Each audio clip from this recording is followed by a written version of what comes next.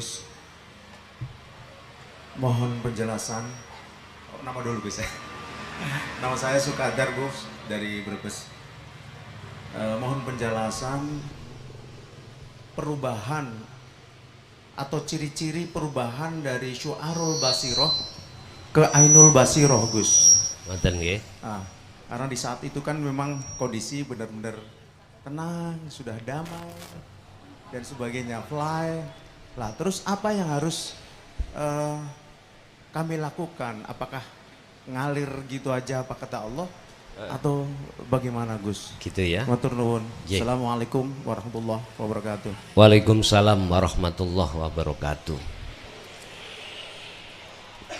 Di dalam dzikir sirul asrar yang muncul dari kalimat tauhid la ilaha illa anta subhanaka inni kuntu minadz-dzalimin, subhanaka inni kuntu minadz-dzalimin, dalam surat Al-Anbiya ayat 78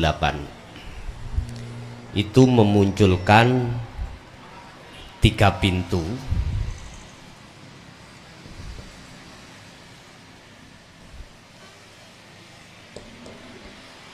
Pintu pertama adalah Su'aul Basiroh. Ini adalah rasa atau iman. Pintu kedua adalah Ainul Basiroh yang memunculkan melihat atau bertemu. Yang ketiga memunculkan Hakul Basiroh, menyatakan atau bisa dikatakan iman yang benar atau disebut ihsan, boleh. Apa tandanya kalau hati kita atau ruhaniyah kita ketika saat di Su'aul Basiroh ke Ainul Basiroh? Gini Pak tandani. Sampai tak kasih tahu Bapak Ibu, di dalam kupeluk ini ada penghapus, ada kabar, ada yang menghabari, ada yang dikhabari. Saya yang menghabari. Pak Bu, ning jero dureh niki ana Allah. Dureh napa? Nek gak tak corong ini, kapan manganku?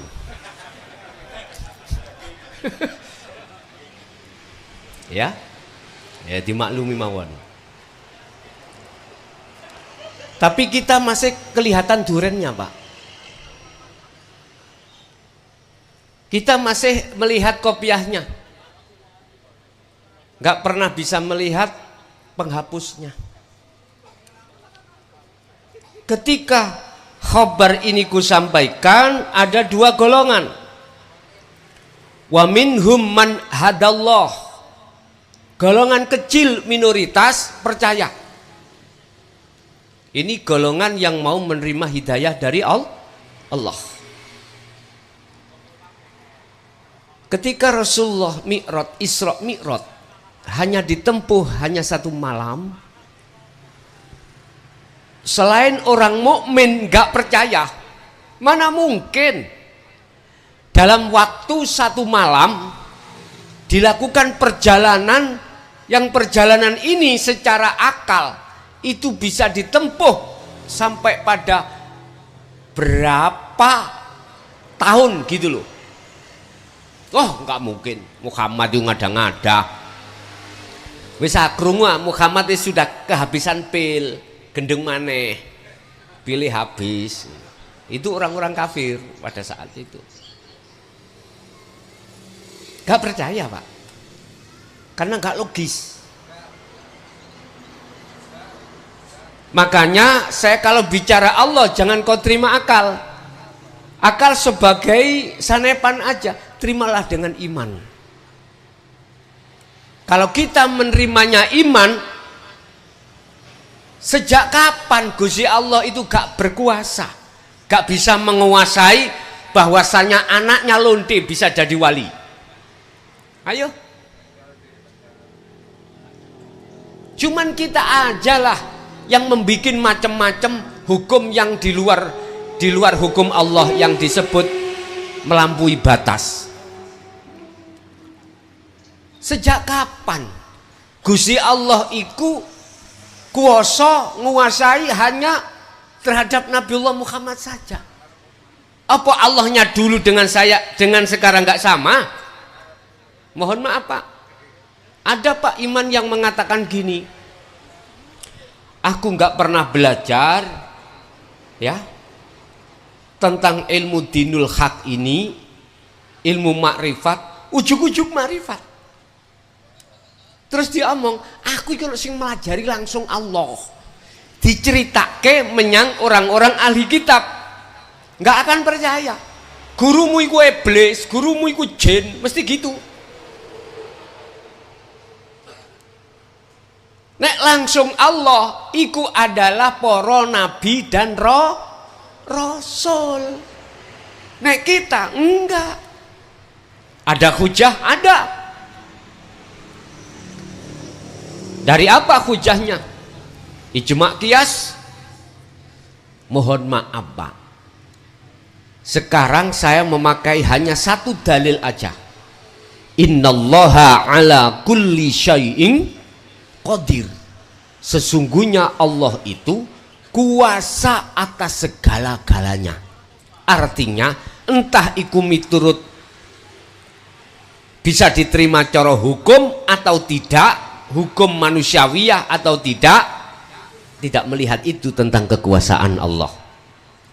Akal atau tidak, Allah tidak melihat itu. Pokoknya Gusti Allah iku kuasa atas segala apapun, termasuk memilih hambanya yang nasabnya adalah anak nakal, orang tuanya adalah wanita nakal, bisa dan mampu, dan Allah kuasa. Iya,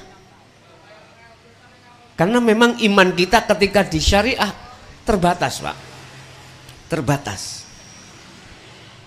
Kita imannya tidak hanya pada Allah, justru pada Allah yang tidak sebenarnya.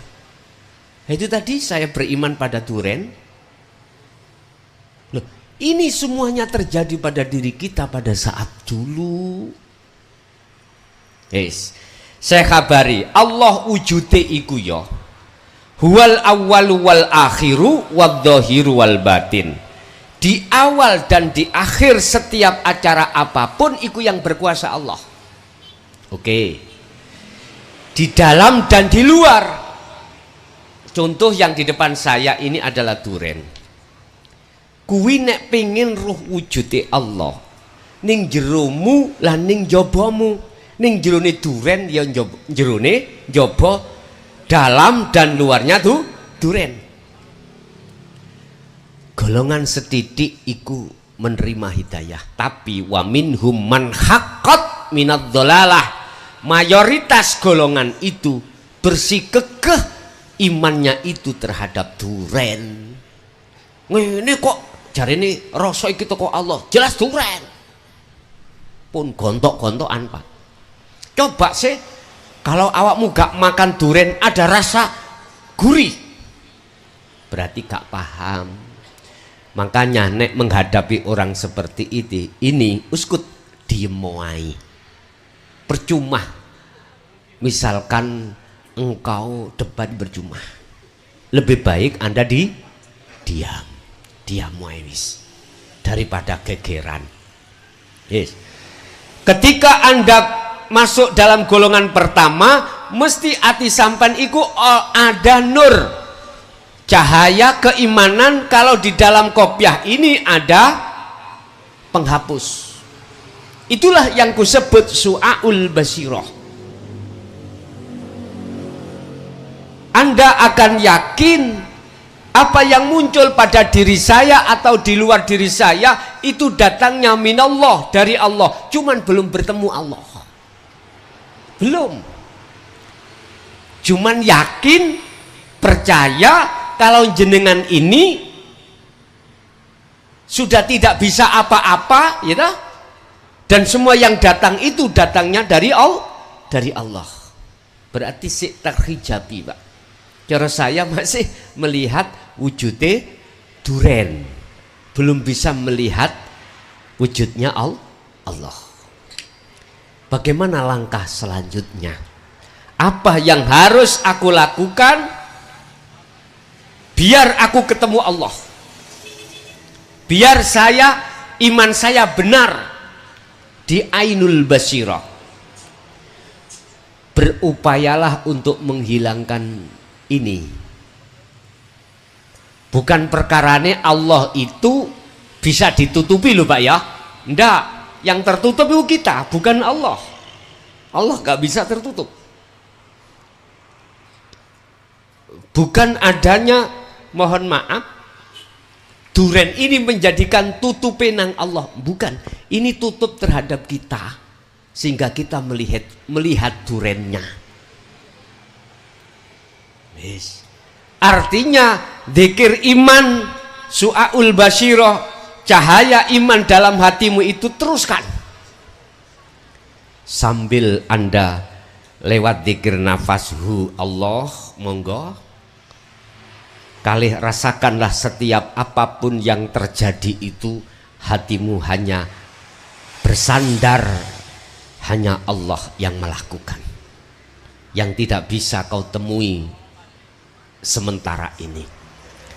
Nanti Allah akan membuka dalam momen-momen yang telah ditentukan Allah pertemuanmu terhadap Allah. Artinya kopiah ini sudah dibuka Pak.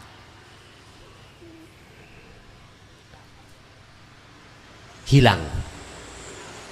Artinya fungsi daripada makhluk dunia saisine sudah tiada. Sampai menetapkan la haula wala quwata iki mau di kopiah. Rasa manis, gurih, pahit sudah tidak berfungsi di dalam dan di luar yang namanya duren ini. Jadi duren yang tadinya memunculkan rasa manis dan lain sebagainya itu sudah tidak berfungsi, sudah fana di dalam hati sampai ini, sudah fana. Kalau di mata dohir ya si wujud, tapi ning mata batin sudah gak wujud. Itulah imanul haq yang disebut ainul basirah, bertemu, melihat. Berarti jiwa atau ruh itu nanti kemana? Fana. Nama jiwa itu fana. Setelah jiwa itu fana, maka di situ dikinayahno atau dimajasno wujudnya Allah adalah wujudnya ruh. Ya ayyatuhan nafsul mutmainnah, wahai jiwa yang damai. Dikatakan damai karena irji'i ila rabbik, dia kembali kepada Tuhannya, akhirnya disebut ruh. Fadkhuli fi ibadi wadkhuli jannati, posisinya itu didominasi kalimatnya ruh. Artinya di situ nama ruh tidak ada, nama mata untuk melihat juga tidak ada, nama Allah sudah tidak berlaku dan tidak ada. Nama apa? Sesuatu yang kau tidak bisa kau namai. Kasih nama apa ini? Kau serupakan nama apa? Gak bisa. Laisa kamislihi sayun. Seperti itu. Tandanya hati sampean iku sudah tidak ada keakuan Anda. Yang ada adalah keakuanku Allah. Itulah yang disebut hakul basirah. Kata Rasul, anta budallaha ka'annaka tarah. Disebut ihsan, makrifat itu adalah Ketika Anda menyembah seakan-akan kau bisa melihat. Iki bahasa seakan-akan. Artinya yang bisa melihat Allah adalah Allah sendiri. Lah makhluk, nama ruh, nama jiwa, macam-macam mana fana semuanya. Sebab selain Allah itu hakikatnya la haula wala quwata, hakikatnya sifatnya adalah tidak wujud. Lah niki kok wujud? Wujudnya sebab diwujudkan yang wujud yaitu Allah. Bila mana kau ingin tahu nyatanya yang wujud, kembalilah kau ke asalmu. Asalmu tidak wujud, kau harus kembali tidak wujud. Artinya senajano seperti kita itu wujudnya itu diwujudnya oleh wujud seakan-akan wujud, yojo rumongso kuwi iku wujud. Ketika Anda iman sudah tidak merasa wujud, maka nyatalah yang wujud itu. Apa mungkin sing gak wujud iso ndelok sing wujud? Gak bisa. Yang melihat yang wujud itu adalah yang wujud sendiri. Makanya teman-teman saya yang pernah menjalankan suluk atau micil ya di ilmu sejati itu, ketika jenengan iki meditasi kau bertemu dirimu sendiri lah gitu toh. Lah itu sebetulnya tanda yang punya arti, yang memiliki arti, yang bisa melihat Allah adalah Allah sendiri. Ikut di alam mukasyafah. Sekarang di alam mukhadoroh kita ngilu ning kaca, Pak. Kelihat wajah sampean apa wajah garwa sampean? Ya jelas melihat wajah sendiri. Iku maksudnya yang bisa melihat aku, iku aku sendiri. Aku siapa? Aku Allah. Ngoten lho maksudnya. Jadi Pak, tandanya kalau kita sudah diletakkan di Ainul Basirah, dalam diri kita sudah tidak pernah ada keakuan diri kita yang segala-galanya.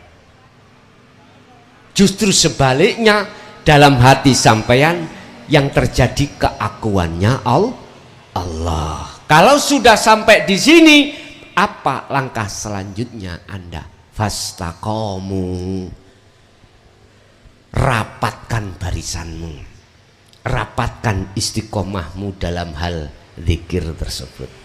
Kalau belum sampai di situ, maka teruskan su'aul basirahmu, rasa iman hanya pada Allah di setiap sikon apapun, jalankan rasa iman hanya Allah yang berperan ini, hanya ini. Gak usah ngucap Allah gak apa-apa, gak usah ngucap Allah gak apa-apa, gak usah ngucap urip gak apa-apa, gak usah maca bahasa gak apa, cuman merasakan. Apa sih rasa iman? Biasanya yang thariqah harus didorong dengan dzikir khafi, yaitu hati mengucapkan Allah, begitu Pak. Nggak apa-apa. Sing penting kuncinya jenengan iki bisa wusul di su'aul basirah itu. Oke. Ada lagi, monggo.